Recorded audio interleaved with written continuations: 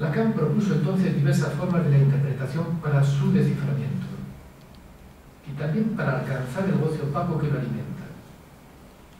La puntuación de la cadena significante, que precipita un cambio en la significación de las palabras.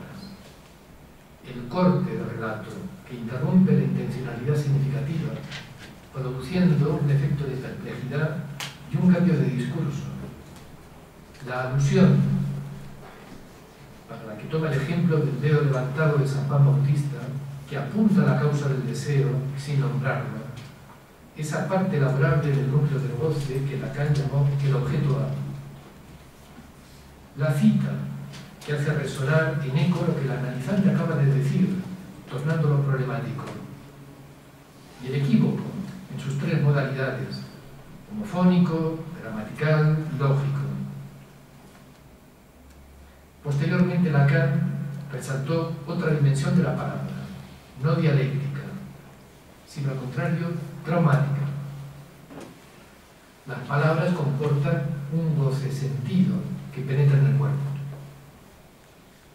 En ese momento, Lacan llegó a comparar el lenguaje con una infección, con un virus, señalando algo real y traumático en ella, aquello que es real en lo simbólico, y cuyo modelo encuentra en la escritura de Joyce, pero también en el insulto. En ese último viraje de su enseñanza, Lacan consideró que el poder de la palabra en la interpretación radicaba, más allá de su dimensión interpretativa, en el goce que comportaba la lengua misma y que alcanzaba al cuerpo y al ser parlante. Cuando Miller hace un comentario sobre esta última etapa de la interpretación en Lacan, utiliza el término resonar. Resonar aquello que en el cuerpo hace eco por medio de las palabras. Me acordé de un ejemplo de una colega que se llama Susan Omel, que hace algunos años contó una sesión con Lacan. Susan Omel llevaba años de tratamiento con Lacan en análisis por una fuerte depresión. Tenía un síntoma: todas las mañanas a las 5 se despertaba. Ella había hablado durante mucho tiempo de los terrores de infancia en la época de la ocupación nazi, porque era la hora en la que la Gestapo solía acudir a las casas en busca de los judíos. En ese momento, cuenta Susan Omel, Lacan se levantó, se acercó hacia ella y le hizo un gesto extremadamente cariñoso en la cara. Susan Omel quedó impresionada por este gesto. Un tiempo después cayó en la cuenta de que en francés caricia se dice Gestapo, que es la palabra de la Gestapo. Y ella cuenta que a partir de ese momento hubo una suerte de humanización de la marca dejada por la escena traumática infantil.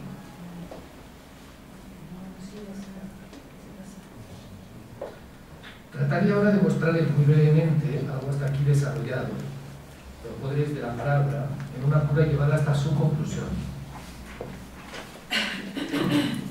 Vuelvo al testimonio de Mauricio Tarrab, que dio cuenta de su cura en el dispositivo que Lacan construyó con este fin, el PASE, y que fue posteriormente nominado como analista de la escuela. Mauricio comenzó su último análisis empujado por la angustia y una sensación de fatalidad, con el temor de morir joven, dejando huérfana a su hija de un ataque al corazón.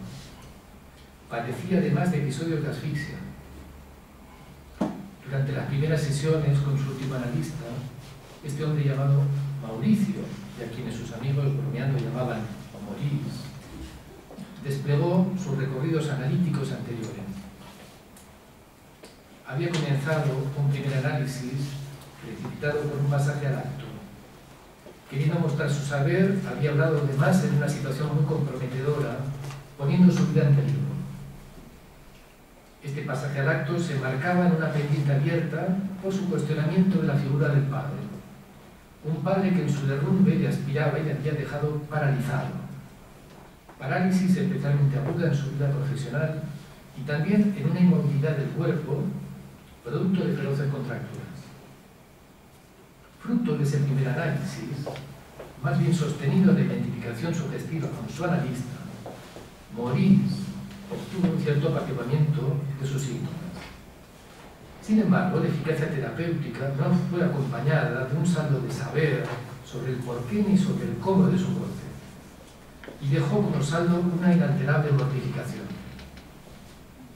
Después de este momento, acudió al analista con el que hizo el tramo en el que se desarrollan estas secuencias. Voy a situar 3 momentos de este análisis, resumiéndolo de un modo excesivo, sin duda. Ustedes pueden encontrar el testimonio en el número 48 de la revista Freudiana. Primer momento. El síntoma vinculado al deseo materno y una interpretación. Un recrudecimiento de los síntomas y de la angustia trajeron al análisis un recuerdo infantil, muy temprano. Había un pasillo bajo la escalera de la escuela, un túnel por donde los niños debían pasar. Es seguro que allí ocurrió algo sexual, pero ¿qué? Algo se vio, se escuchó, se tocó.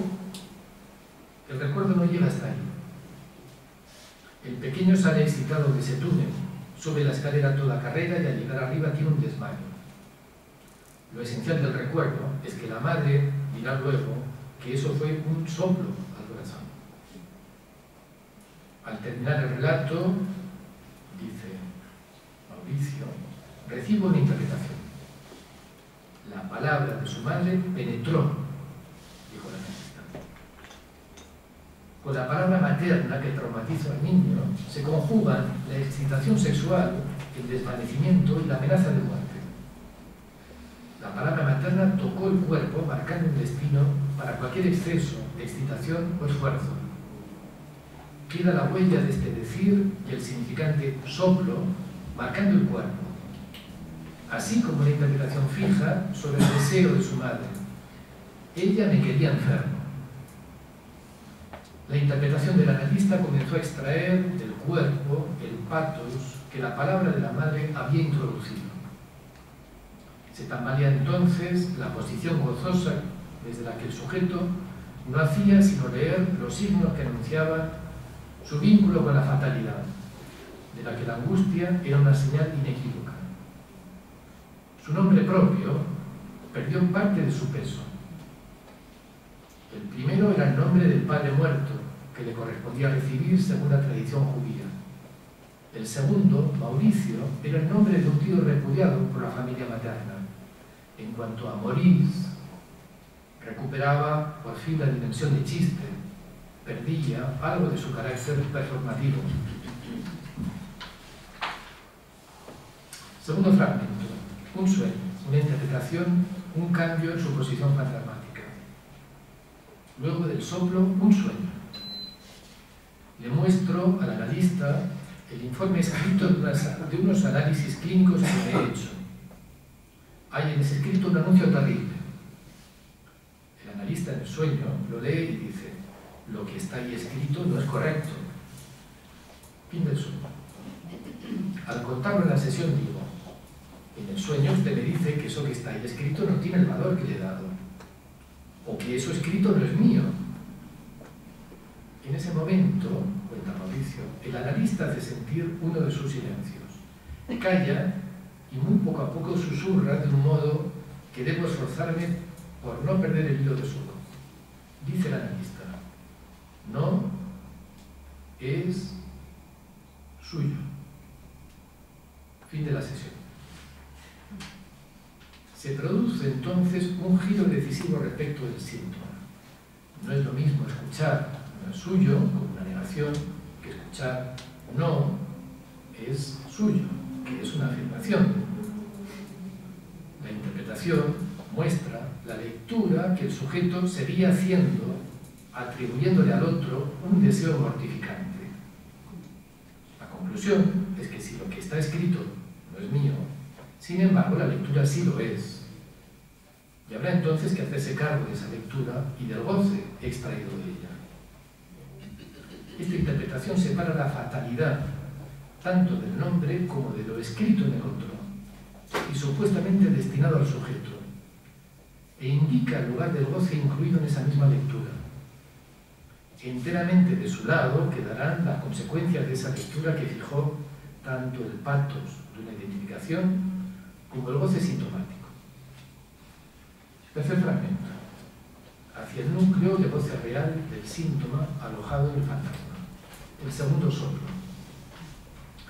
Al salir de la última sesión de una larga serie y luego de decir al analista que ya que yo no encontraba por dónde salir, iba a tener que escucharme a uno un poco más, compré un bello libro de caligrafía china.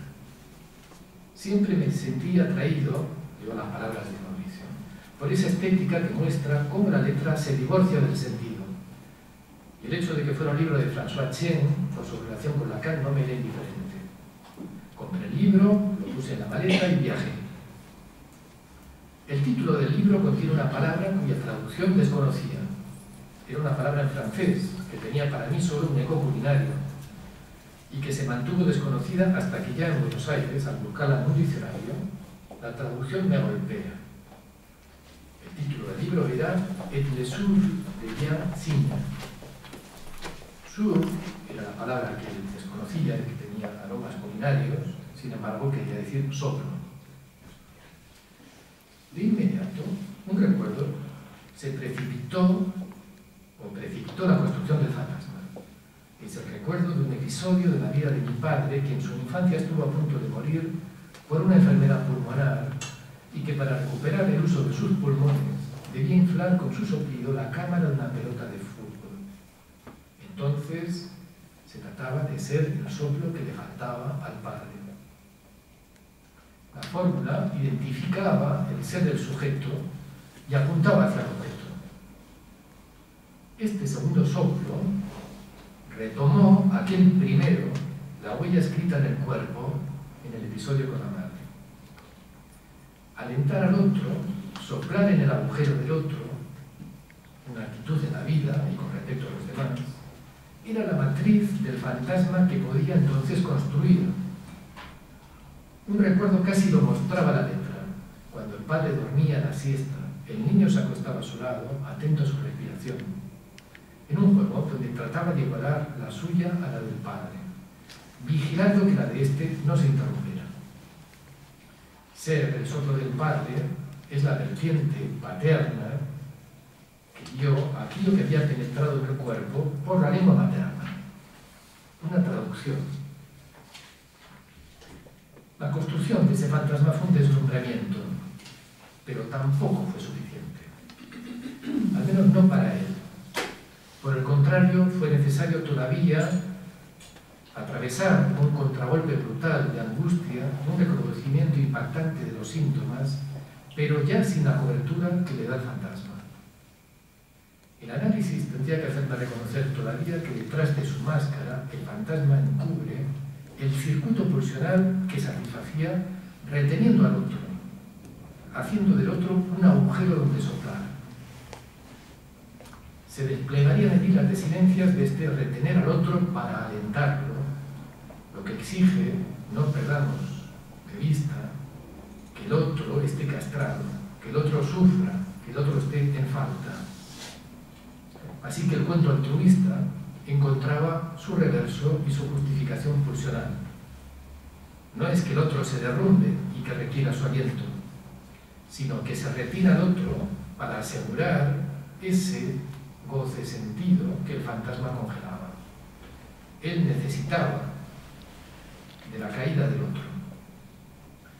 El egoísmo del goce puede ser estragante para quien ocupe ese lugar al que es así convocado.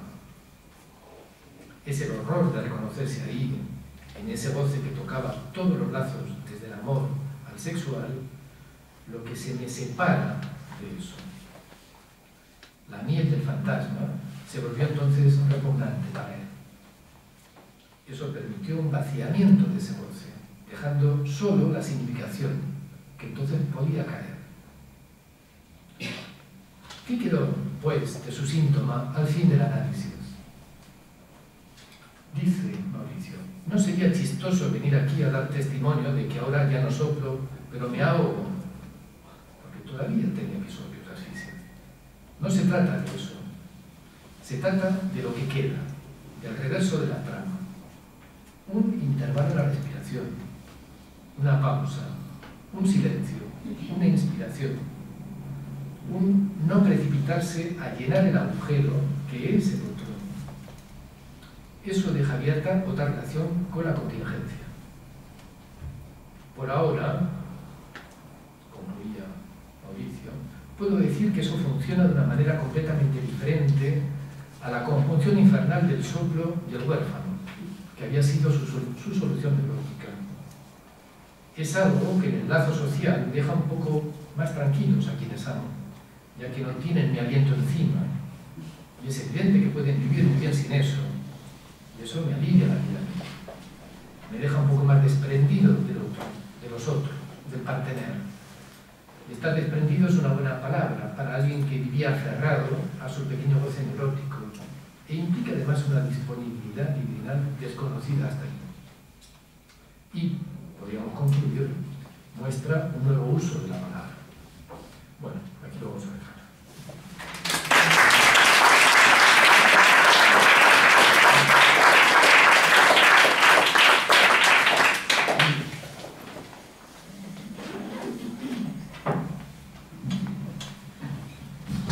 Bueno, muchas gracias, Andrés. Creo que ha sido muy interesante haber traído, en primer lugar, el ejemplo freudiano y luego un ejemplo más actual de la mano de nuestro compañero y colega de Buenos Aires, Mauricio Tarrap. Me parece, simplemente para hacer una breve síntesis de tu exposición, es que bueno, lo que has mostrado es, creo que es la diferencia que existe entre Freud y Lacan. Me parece que Freud verdaderamente era mucho más determinista, creía mucho más en la determinación, estaba realmente convencido, no solamente con razón, de los poderes de la palabra, sino podríamos decir de la omnipotencia de la palabra.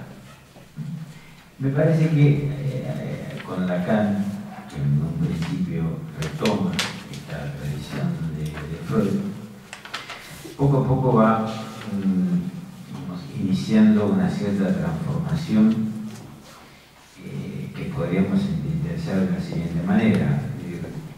La palabra evidentemente tiene un gran poder, pero también actúa dependiendo de cómo aquel sobre el que impacta la recibe. Por lo tanto, hay un cierto, podríamos decir, un cierto campo de maniobra o campo de interpretación o margen de lectura en el modo en que el sujeto recibe el poder de la palabra. Por supuesto, con todos sus matices, pues Freud no ignoraba todo esto, ni Freud tampoco, ni Lacan lo inventó completamente, también lo encontró de alguna manera en Freud. Pero me parece que esta distinción creo que es interesante para iniciar el debate. Las palabras son tremendamente poderosas, pero no actúan sobre cualquiera de la misma manera. Es decir, también el sujeto, de una forma por supuesto inconsciente, va a recibir la penetración de esa palabra de distintas modalidades. ¿De qué depende de que alguien la reciba de una manera y no de otra? Bueno, ahí es donde justamente se necesita una teoría muy compleja para poder comprender por qué esa palabra ha podido cobrar lo que para otro habría sido, digamos, algo inocuo. En determinado sujeto esa palabra se marcó de esa manera. Bueno, entonces ahora sí. Quizá agregaría que más que una teoría muy compleja, lo que se necesita es la experiencia de un análisis, ¿no? Porque lo que viene a demostrar el relato que ha presentado Andrés es en el caso de Mauricio Tarrap, que es alguien que ha hecho un desarrollo analítico muy extenso, que ha tenido uno o dos o tres, no sé si tres análisis, ¿no? Cómo el trabajo analítico y la posición del analista a él le permitieron el hallazgo, digamos, de esta escena infantil en la cual la madre dice esas palabras que penetran en su cuerpo, y a raíz precisamente de su trabajo en la cura y de los sueños, al final de su análisis se puede hacer esa vinculación entre esas primeras palabras que marcaron su cuerpo y la construcción de su fantasma fundamental. Entonces, en ese sentido, me parece importante resaltar, precisamente en este marco donde en el psicoanálisis hablamos del poder de la palabra, que esa incidencia que la palabra tiene en el sujeto y en el cuerpo fundamentalmente es algo que se puede dilucidar precisamente en el marco de una cura, ¿no? Que quizás para un sujeto neurótico que va por la vida sin hacerse estas preguntas, esto permanecería siempre en la dimensión, digamos, del saber inconsciente ignorado por el sujeto. Y esto es lo que la grandeza que tiene el dispositivo lacaniano, el dispositivo del pase, que permite que alguien pueda dar cuenta de estos cambios subjetivos, es poder localizar precisamente cómo ciertas palabras tuvieron un efecto tal como para casi trazar el destino del sujeto, y que ese destino de alguna manera puede ser rectificado en una experiencia psicoanalítica. Sí, luego quizás hay algunas cosas que se pueden destacar. Yo creo que Freud, efectivamente, hay tal impacto sobre él del descubrimiento del sentido de los fenómenos del inconsciente, ¿no? De las formaciones del inconsciente, de la dimensión cifrada en el síntoma, que todo el primer tramo de su desarrollo está bajo la fascinación, por qué no decirlo así, ¿no? El asombro de este descubrimiento, y se va encontrando, por su desgracia, con la resistencia que proviene de la dimensión opaca del goce sintomático, de muchas maneras, en la resistencia, en la existencia del síntoma, en el masoquismo primordial del sujeto, en el efecto de reacción terapéutica negativa, etc. Muchos fenómenos que van a la contra de este primer deslumbramiento, donde creía haber podido encontrar una fórmula científica para resolver el síntoma. Mientras que Lacan, que viene después de Freud, y ha leído su obra, además se encuentra de entrada con la psicosis. Es la práctica de Lacan. Me parece que de la incidencia, dos cuestiones, de la lengua en el cuerpo del psicótico por un lado, y por otro lado algo que va a formular muy pronto, que es esto, que es un término verdaderamente tremendo, cuando Lacan habla de la insondable decisión del ser en el momento de la elección de la estructura, y que pienso que tiene que ver con su experiencia con la psicosis, ¿no? Con ubicar una decisión del ser, no dice del sujeto, dice del ser, lo que hace más complicado todavía ubicar qué tipo de decisión hay ahí. Creo que muestra una habitación desde el principio por parte de Lacan, ¿no? Que es ubicar al sujeto en su compromiso con el malestar. Y eso me parece que eso marca la orientación de su incidencia. También Lacan habla de la resistencia al traumatismo en algunos sujetos. Me parece que es él quien comenta lo increíble que fue la trayectoria de Junger durante la Primera y la Segunda Guerra, que para él los acontecimientos más tremendos no dejaban una huella traumática. Y sin embargo, bueno, otros caían ahí. Son posiciones subjetivas ante el traumatismo. Y Lacan me parece que siempre existe un poco un factor personal. Y luego, por último, está la cuestión del deseo. ¿De qué manera un sujeto se confronta con esto? ¿Cómo lee un sujeto lo que está escrito? Que es lo que aparece aquí, en parte por la dirección de la cura que le facilita su analista, pero en parte tiene que ver con la posición de él, con un querer leer lo que está escrito. Hace falta que uno quiera leer para poder alcanzar, para que el inconsciente interprete también y entregue ese sueño que puede ser leído y puede ser escuchado. Y este es un factor absolutamente insondable, es de cada uno. Cada uno decide cómo va a jugar la partida, el análisis y hasta dónde se va a comprometer en su negociación de su goce y en la lectura del mismo es una posición ética. Muy bien, bueno, ahora sí damos la palabra a la sala, que quiera preguntar, pedir aclaraciones. Sí, por favor. Pues aprovechando que el otro día escuché también a Gustavo, que hablaba de la cura, y ahora vi el tema del poder de la palabra, quería preguntarte en un final de análisis qué debe de sentir un analizante en cuanto a ese tema de la palabra, ¿no? Hay un vacío, ya no hay nada más que decir, no sé, a vosotros que habéis tenido ya finales de análisis, no sé qué me podéis contar sobre eso. Bueno, te puedo decir lo que dice Mauricio Tarrant. Somos respetuosos con cada cual.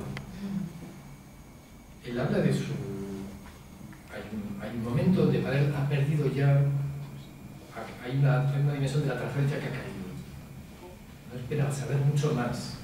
Y sin embargo continúa. Sin embargo continúa porque espera algo más. Pero no exactamente en términos de un saber. Es decir, que esta dimensión de la suposición de saber y las palabras que antes circulaban con tanta alegría, ahora circulan en realidad para satisfacer nada más que una cuestión pulsional. Él señala claramente ese cambio de estatuto. Hablo para que ese agujero permanezca abierto. Hablo para seguir gozando de hablar, etc. Así que hay una traslación, ha habido un cambio en la dimensión de la palabra en el análisis, ¿no? Y finalmente hay una serie de maniobras de su analista para hacerle ver que no depende de él, del analista, la conclusión. Es decir, que el analista también contribuye a dejar caer la transferencia al final. Como decía al principio, se utiliza la transferencia, pero es para dejarla caer. Hay que entender que no es fácil consentir a ser un resto de la operación. No, en este caso al analista. Él va a dejar caer y va a quedar como un desecho. En cuanto a lo que es la palabra para Mauricio Tarrant, me parece que al contrario, que él ha encontrado una nueva forma de usar las palabras, ¿no? Que hay una manera donde él puede. No soplan, digamos. No se dedica a soplar ni al otro y a buscar, por lo tanto, a alguien sufriente para poderle insuflar y gozar de eso. ¿No? Él ha encontrado un nuevo uso de la palabra, que está más pendiente del intervalo, de la contingencia, del silencio. Yo agregaría algo a la respuesta de Andrés.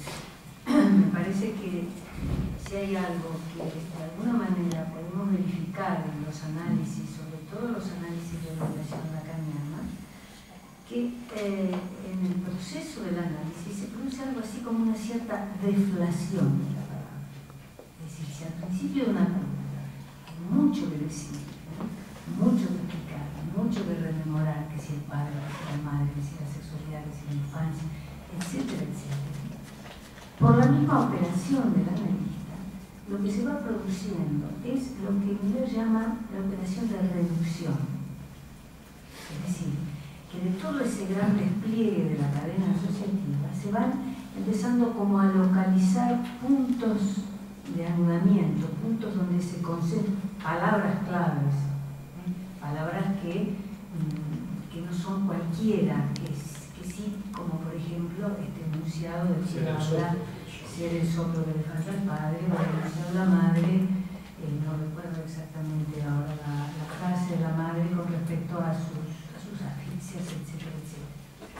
Entonces, esta operación de reducción no es posible en los tratamientos psicoterapéuticos, digamos, al uso, que no están conducidas por